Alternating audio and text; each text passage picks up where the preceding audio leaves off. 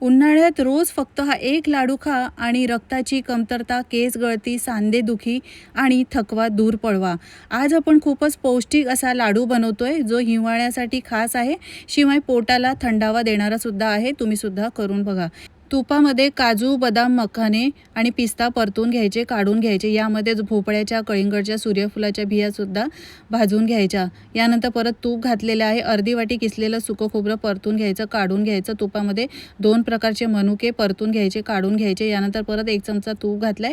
1 वाटी नाचणीचं चाळून घेतलेलं पीठ घातलंय आणि त्याला लागेल तसं तूप घालायचं आणि चांगला कच्चेपणा जाईपर्यंत भाजून घ्यायचं आहे. यानंतर परत तुपामध्ये 200 ग्रॅम खजूर घेतलेत, बिया काढलेले, ते नरम होईपर्यंत परतून घ्यायचे, काढून घ्यायचे.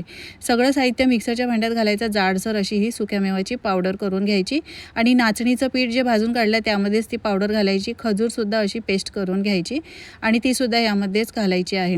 यानंतर मी काही बिया काढून ठेवल्या होत्या, मनुके त्यामध्ये घालायचे. अर्धा चमचा वेलची पावडर, 1 चमचा खारीक पावडर घालून व्यवस्थित मिक्स करून घ्यायचं आणि असे हे लाडू बनवून घ्यायचे. हे नाचणीचे लाडू आहे ते उन्हाळ्यामध्ये पोटाला खूपच थंडावा देण्याचं काम करतात.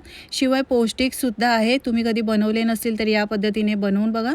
रेसिपी आवडली असेल तर लाईक करा आणि शेअर करा.